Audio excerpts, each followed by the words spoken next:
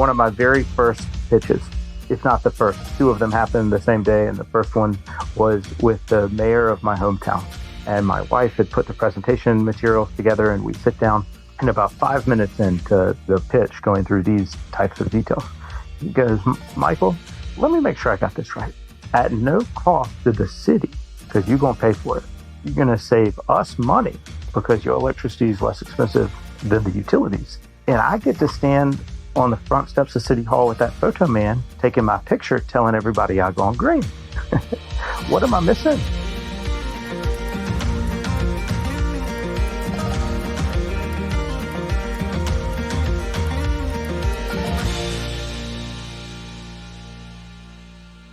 Hi, folks. I'm Conor Gaughan. Welcome to Consensus in Conversation, a podcast that spotlights brilliant entrepreneurs whose innovative companies operate at the intersection of purpose, profit, and sustainability.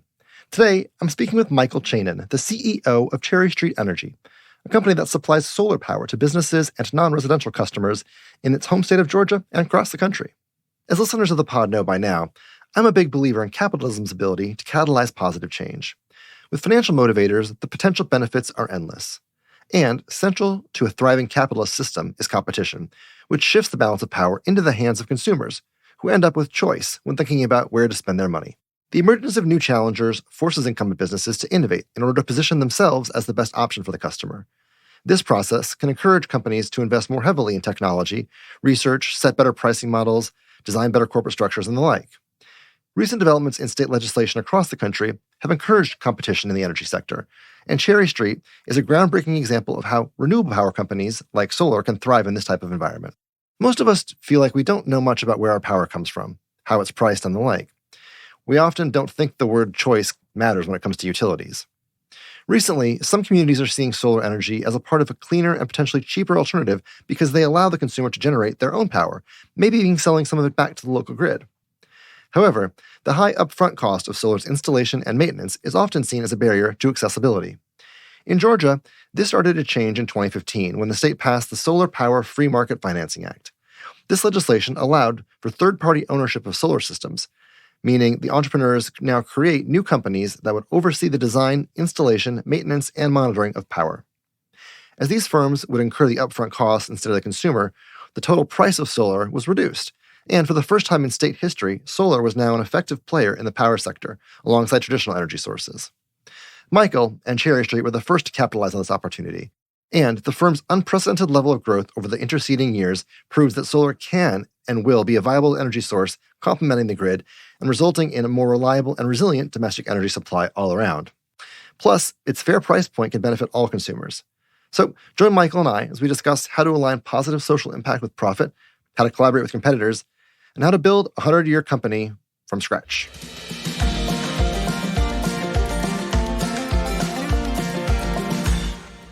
Thank you for joining me today, Michael. I want to just start at the beginning. Why don't you tell us a little bit about yourself, where you're from? I was born and raised in Macon, Georgia. I live in Atlanta now. As you were growing up, did you always envision staying in Atlanta and being an entrepreneur? No, I think certainly not. Being proximate to family has always really mattered, but no. I was fortunate growing up that I was always really encouraged to go see and do, experience the world, meet people, think global, act local was early in my life.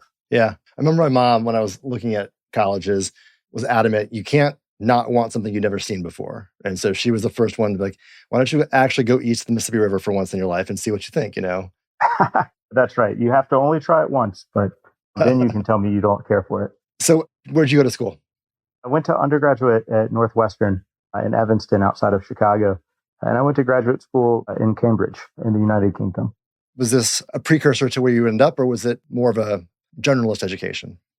Yeah, absolutely. I mean, a liberal arts generalist. Definitionally, in college, I was an American Studies major, which is a bit of a misnomer for an interdisciplinary liberal arts. I focused on English and history, and a little more specifically, I focused on race in the South and really inequality.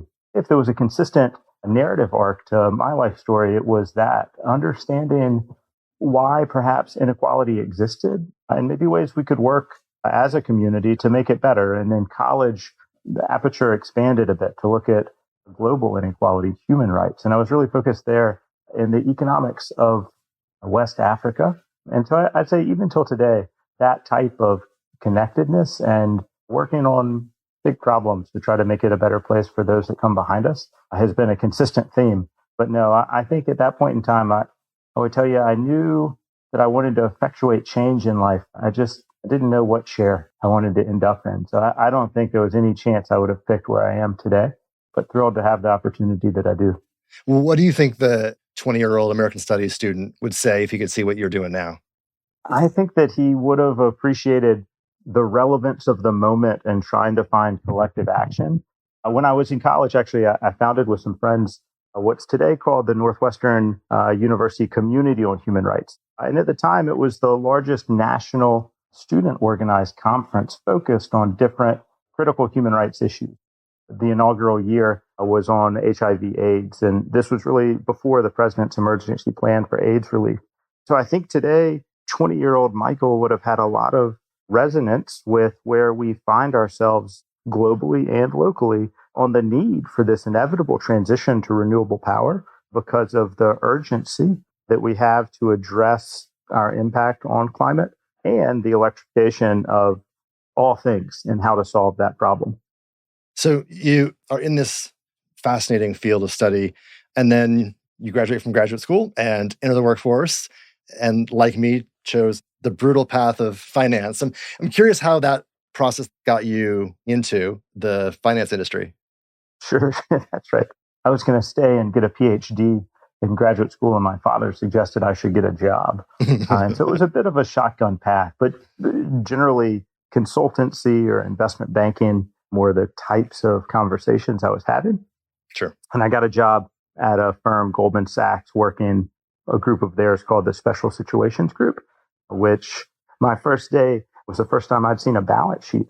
And so we go through and they are parceling out different assignments. And they said, "Do you have any hobbies?" And I said, I would like to have a hobby, but I don't just yet. But I read the newspaper every day. And they said, "Great, you'll be a media banker." And so what year was that? What was happening in the world around us? So this was the summer of 2007. The global financial crisis of that period of time was really starting. And our group was on the forefront of some of that understanding of where some of the market trends were going, ultimately leading to a lot of the major banking regulation and a lot of the major banking failures over the next 5 years. But that group was a group that invested in any number of different types of industries, businesses, business models, but a lot of them that had core similarities. And that to me was a key learning of that point in time, especially for what would come next in my career. Yeah, and you spend 10 years or so in investment banking and finance. I'm curious what you would look back on and say that was a highlight of that period, or maybe a fun story, not the ones we always hear. I mean, I would say the camaraderie and the people that were there were fantastic and still some of my closest friends. And really the learning. I mean, my dad consistently over that period of time would come back to me and say, "You are getting your PhD. You just might not get a degree at the end of this," because it was a moment of major economic change. There was a lot of good learning. And I think that was a great understanding at that time, too, of I'm a pragmatist. And it was a real learning of how the world worked. And I love that. And the people that I worked for, broadly speaking, were very, very good people, very involved in their communities that really did want to find ways to contribute. It was helpful and fun for me to learn how attainable that was. I think the exposure is one of the real privileges of that time because I learned of the possibility. I mean, most often when I have conversations, and I'm fortunate enough to share with you some of this broader vision, right? You know, mine is to do good and do well. But at that point in time, realizing how attainable it was. And so often starting something is just getting started. I mean, you meet really impressive in the accomplishment of success, not by monetary accumulation, but of impacts in their community. I mean, you know, these are individuals that really worked hard to do these things. And so much of it is the timing was right. And there's some other pieces, but you decided that you could go. And having some of that confidence based off of that exposure was important for me to be able to take the next step. Yeah, and it's true. Just seeing it opens your eyes to the possibilities of doing it in ways that are underappreciated. Yeah. I want to jump to the origin story of Cherry Street and what was happening in 2015 in Georgia and how that opened your eyes to the potential business opportunity that laid ahead. Yeah, absolutely. So people have a vested interest in making things more complicated than they are.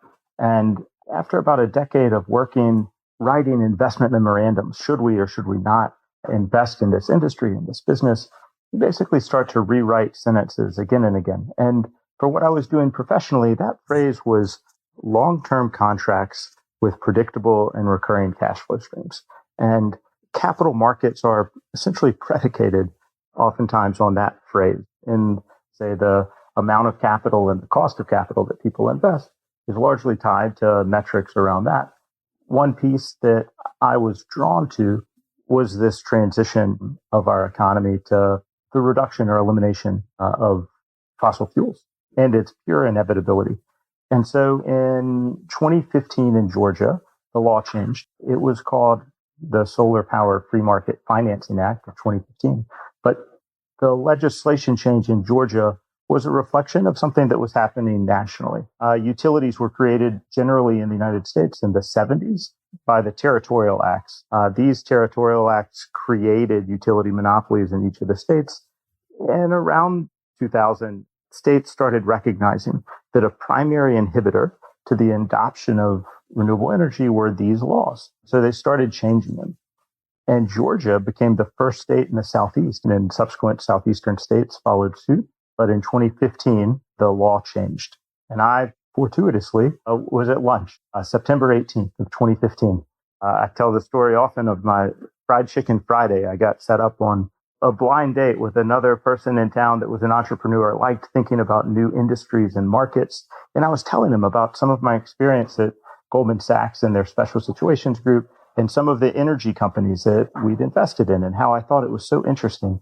And he goes, well, that's fascinating. Did you hear about House Bill 57? A lawyer at my firm just worked on this. And I had not. I went home and I read the law, and it was this epiphany moment for me. This is coming, and this is a amazing change. Markets have now become competitive in Georgia for electricity, and power companies will come to fill that void. And that's really when the business started. I mean, it was that weekend that I went home and registered the name of our company. I worked with my wife on setting up. She did all of our marketing materials, and it was a couple of weeks of pretty intensive research to see what had happened. Because when I was at Goldman, I was fortunate enough to work on two very specific, but ultimately pretty meaningful businesses in this sector. One that worked on residential electricity markets and one that worked on utility electricity markets. And so from the knowledge of those two businesses, I knew ultimately that this marketplace existed and could also appreciate at the time that it did not yet exist in Georgia. And it was, to me, essentially all of the opening fire that we needed to start to say, this is here. It has not yet been created. And this underlying sensation that I could do good and do well. I created liquidity in the capital markets. I made it a better place today. And so it felt like if I could pick my head up and find a business and business model predicated on those long-term contracts with predictable recurring cash flow streams, I would pick my head up and go after it. And that was it. And it's been this wonderful opportunity since, somewhat of blinders, I think, in time. You know, I'll pick my head up and see things that are not rooftops. But today, all I see are because this opportunity, the need for it to happen, the mission alignment of consistent change of both user adoption and I think a broader recognition of the necessity of what we're working on. You certainly seized on an early trend. Inherent in that may be that you were ready to jump in as an entrepreneur. Was that something that you had thought previously about, or was that something that you were? No. Fixed costs are real. I kept my day job. This was nights and weekends for the first 3 years. So that's September of 2015. And I did not leave my day job until August of 2018, almost fully 3 years later. What was the catalyst that gave you the comfort to finally take the leap? Contracted revenue, user adoption, and the market opportunity. And I had practically said to my boss at the time when I got approval, if it ever feels like I'm spending more time on my nights and weekends than I am on my day job, I'll come to you because it still might not work out. I really enjoyed what I did. as a day to day. And so I said I might come back and need to. So I resigned actually in May and then worked over the next 3 months to transition. But it really was customer adoption, which happened pretty quickly, honestly. But the rest of the build out of a functioning operation, and everybody doesn't have that luxury, I fully appreciate. But I do think it was one of those elements of our overall success because I really worked hard to think about, even from the very beginning, building a 20-year business or a 100-year business. And with that type of focus, it felt like we make different decisions. I mean, I still say often to the team, I am not 6 months smart. I hope to get 6 months smart, but making decisions that were long-term decisions and to have that type of viability felt like it needed to go slow to ultimately go fast, set all the right pieces up organizationally. You mentioned a couple of times that customer adoption was a key part of that comfort, that certainty that you needed. The industry itself is so unique in who the various layers of consumers are and their perception of the products and services that are offered or that they can purchase. And I want to hear a little bit about how you think about customers at various levels in the pyramid and how that affects how you guys plan and run your business.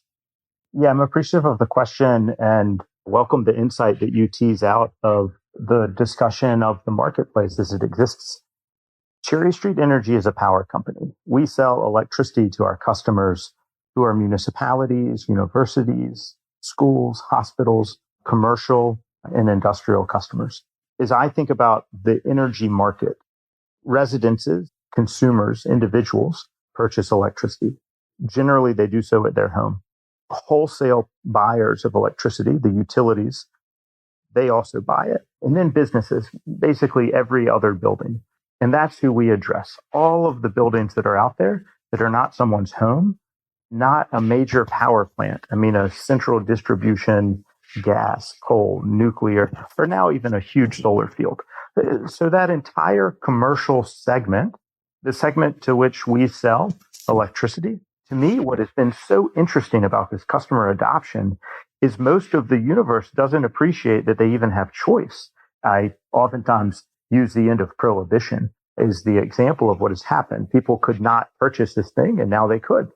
The contractual agreement is a power purchase agreement. And this amendment to these state legislations, the territorial acts, allowed for third-party firms, private operators, to sell electricity directly to off-takers, to customers. So finding customers, educating them that it was possible to do so, legal. And then the second piece of this customer adoption and education, most because they didn't ever think about that they bought it or how they bought it, did not understand for what price they purchased this electricity. And so a second piece of this in building trust was helping our customer base understand what they paid for electricity and ways that perhaps they could pay less for electricity. So one of my very first pitches, if not the first, I mean, the two of them happened the same day. And the first one was with the mayor of my hometown. And my wife had put the presentation materials together and we sit down. And about 5 minutes into the pitch, going through these types of details, he goes, Michael, let me make sure I got this right. At no cost to the city, because you're going to pay for it. You're going to save us money because your electricity is less expensive than the utilities. And I get to stand on the front steps of City Hall with that photo man taking my picture, telling everybody I've gone green. What am I missing? And, it's one of these situations where it's like, I want to build in this community. I want to build businesses and jobs in this community. And this is the future. So the first private sale of electricity in Georgia was between Cherry Street Energy and Macon-Bibb County at the sheriff's office on Riverside Drive and 3rd.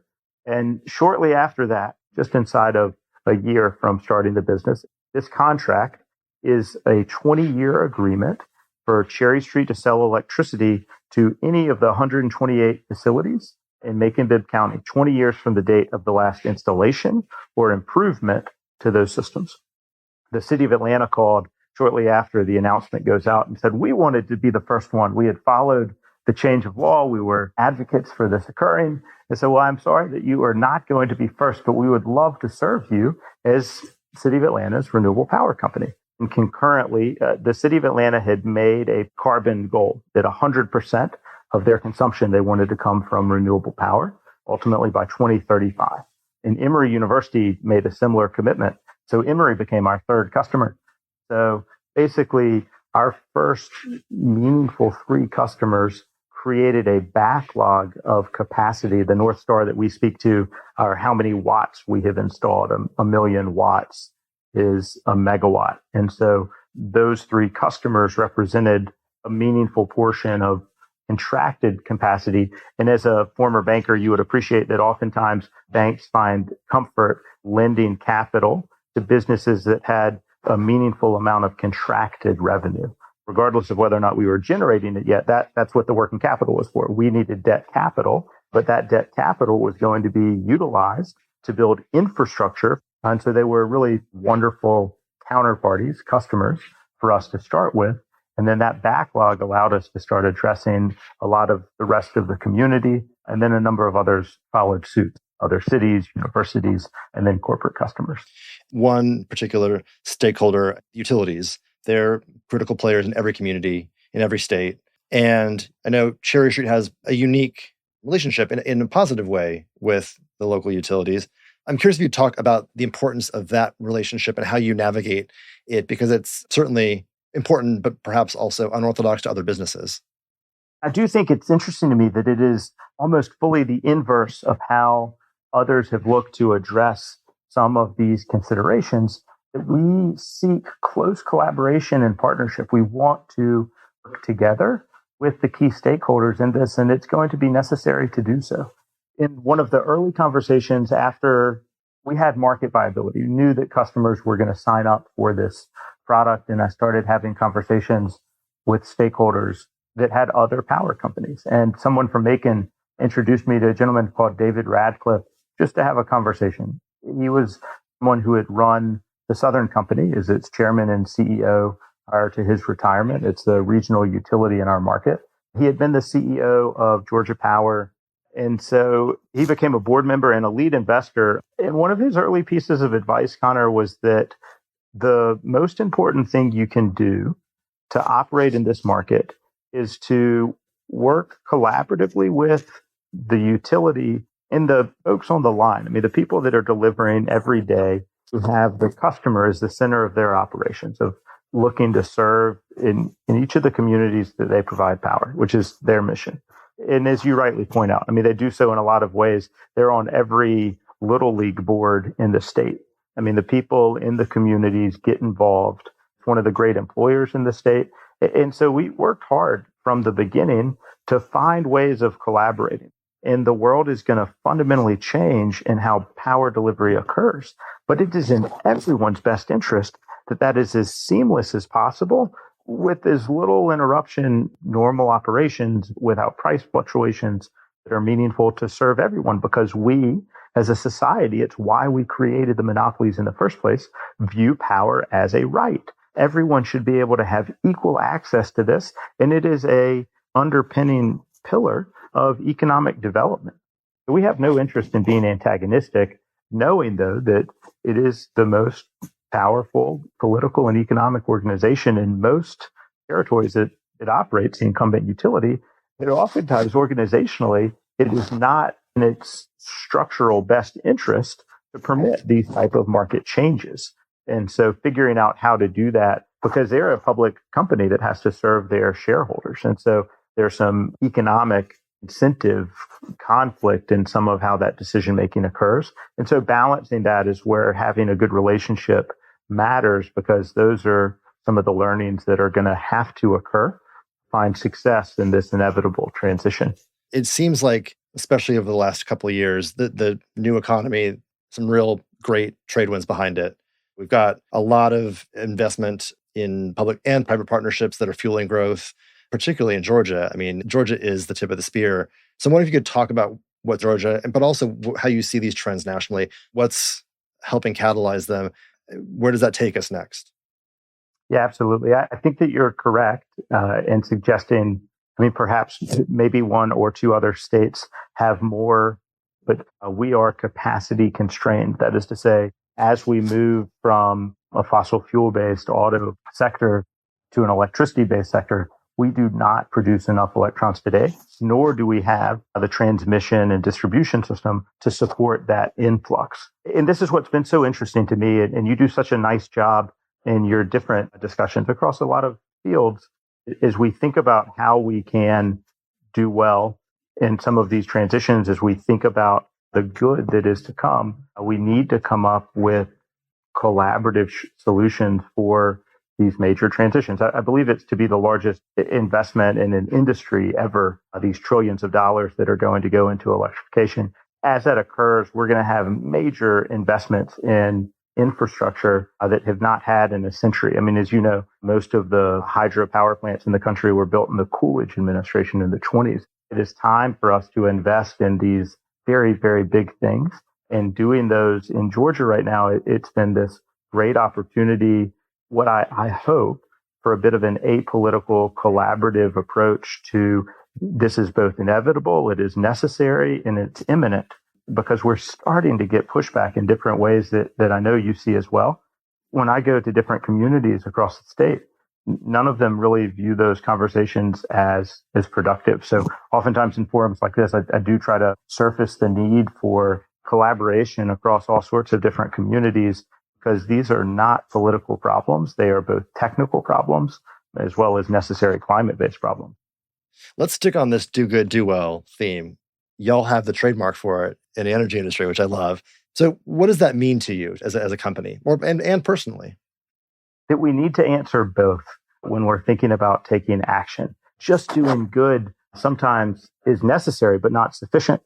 It is important to recognize that a thriving community is a community that has a vibrant economy, that has a marketplace of opportunity for people to participate in, and that it is okay to say it. I mean, one of the lessons I think that was helpful for me working in finance, is as much as it was pilloried, and rightly, for a lot of different reasons, was that there was some honesty oftentimes that was involved in that. I mean, people were focused on one thing, and that was a return.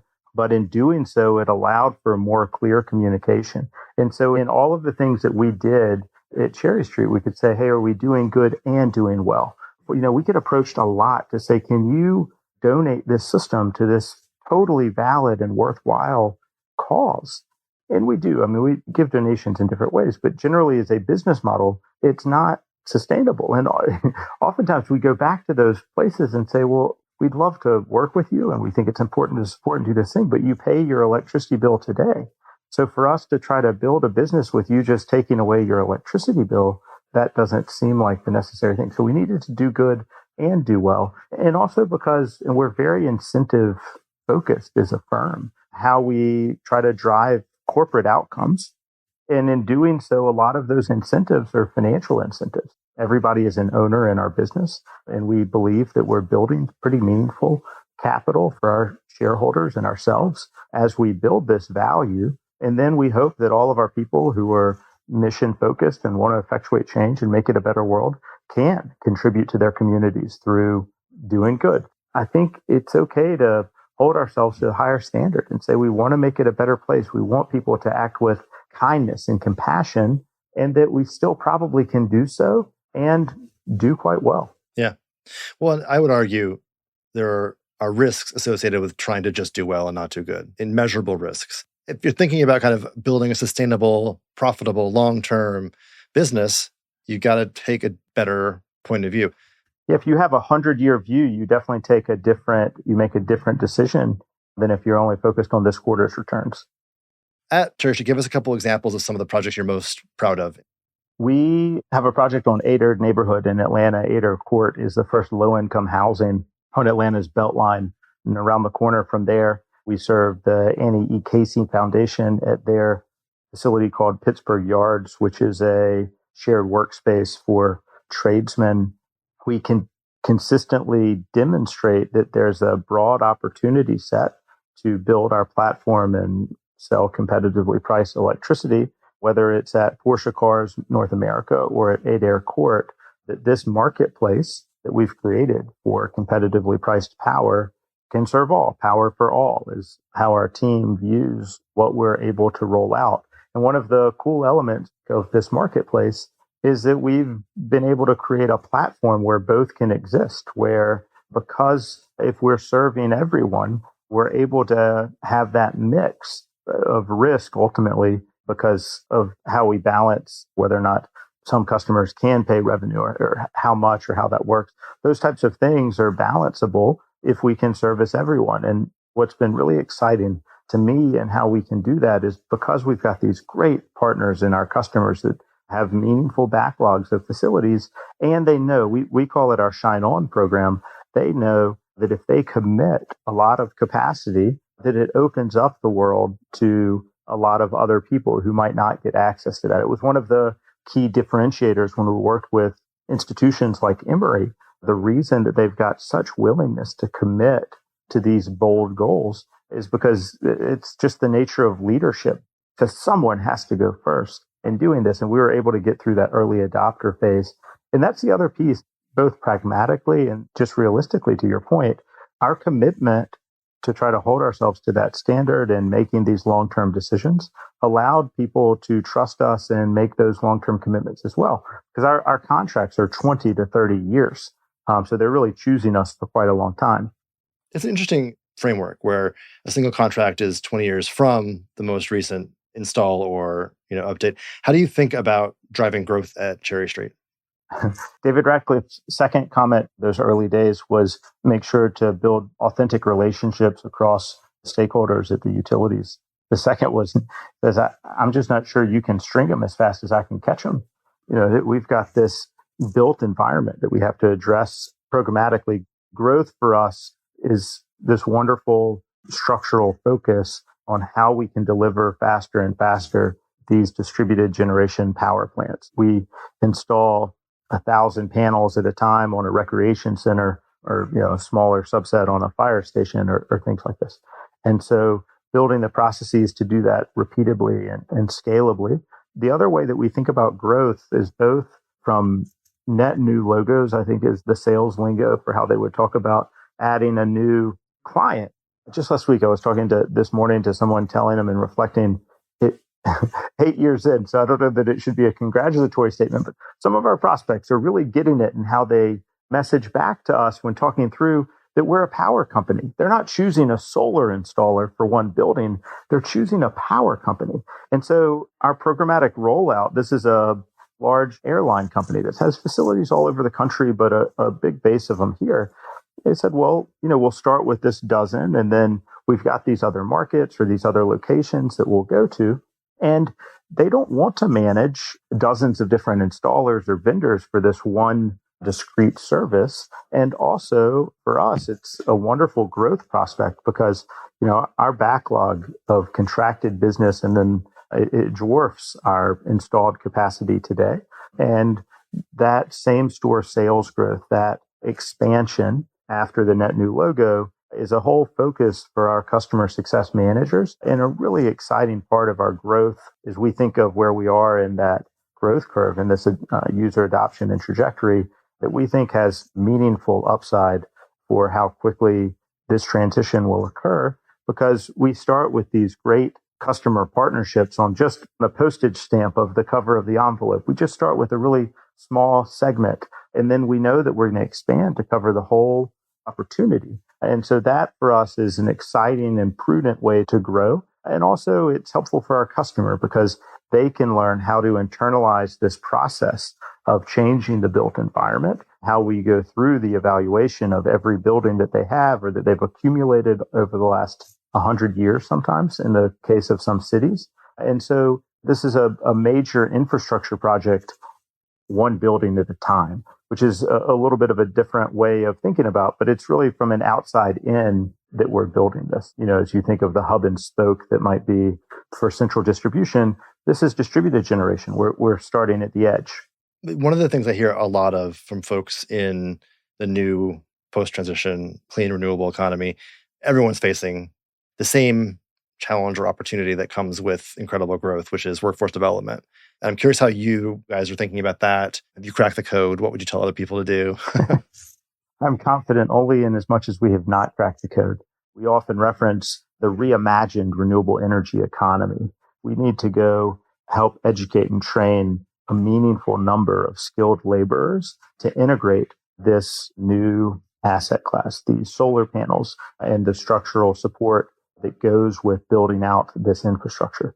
If every community has a plumber or a framer for a house, every community needs someone that is skilled and talented, has a workforce, and it just is nowhere close today to having that type of coverage.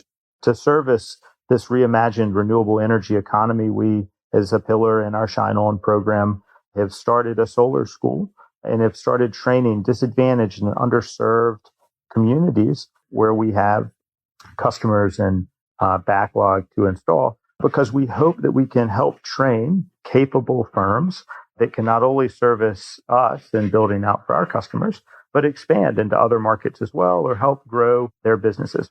Training skilled labor to enter this market is going to be a critical element of its ultimate success across the country.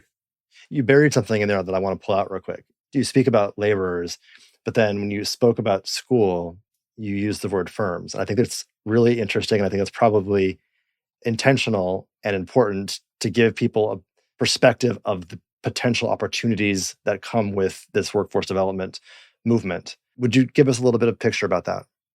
Our Shine On program is to suggest that we need partners, firms in each of the communities where we are going to own and operate and maintain this infrastructure.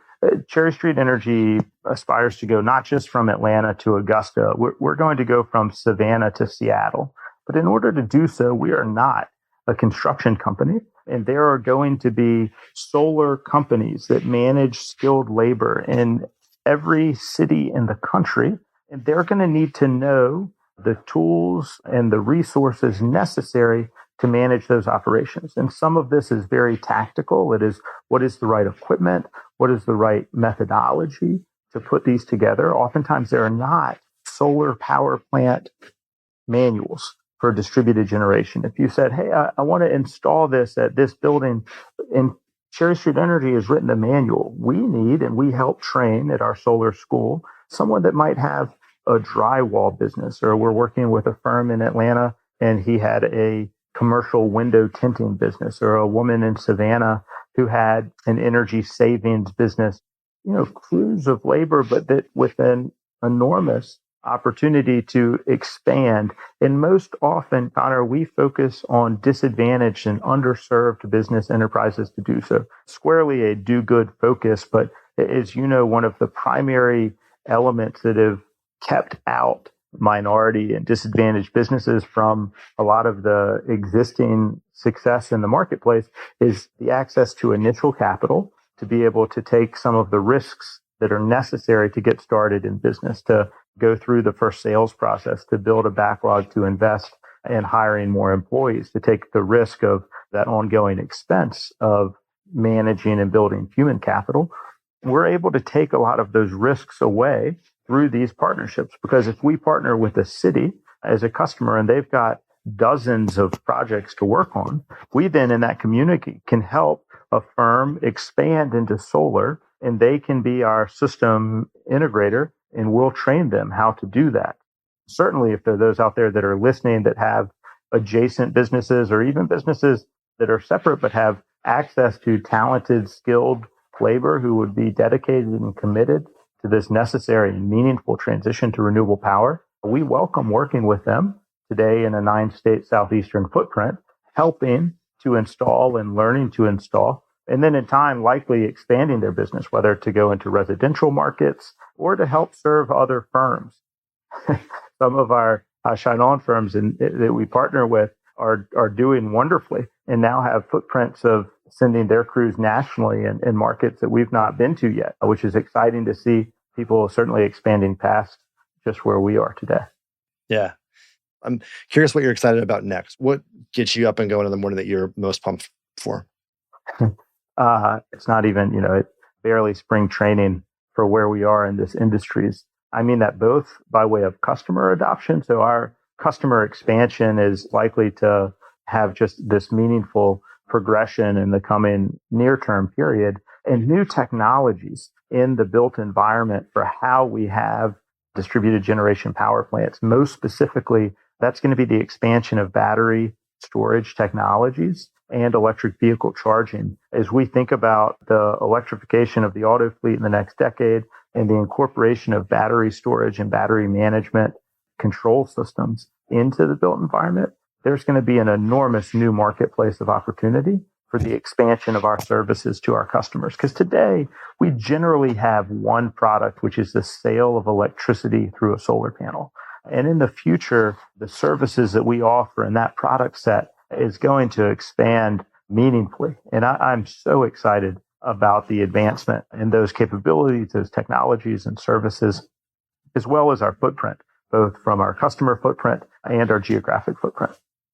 Headlines every day are overwhelming and intimidating and often negative. And we talk about the crisis around the changing climate. And sometimes for many, it becomes overwhelming to believe that we can affect change. And so I'm curious how you keep that. It's nice that these conversations often come full circle as we talk about where you come from, and then here we are, and how do we think about it as we move forward.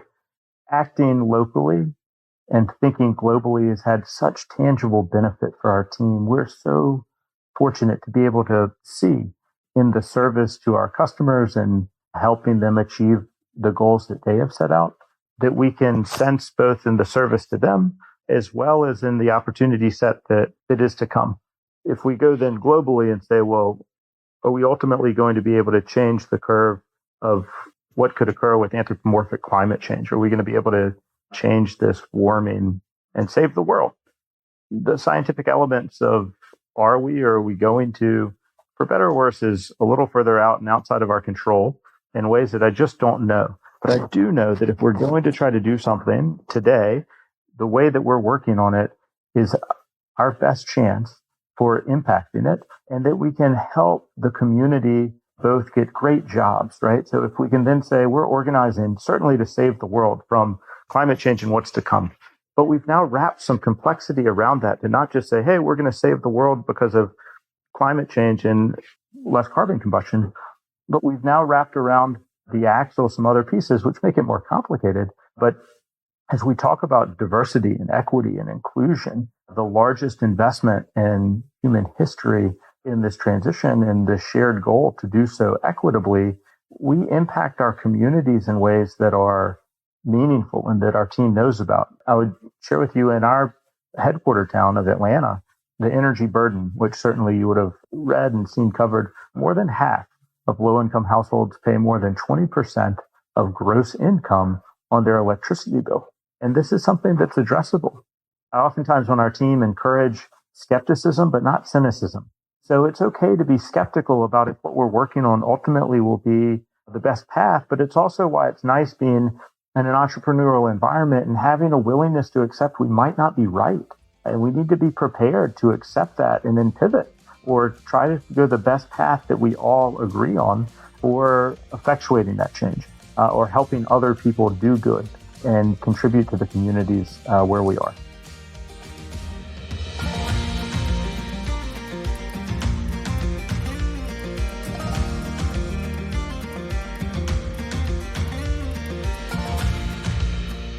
And that's the perfect note to end this episode on.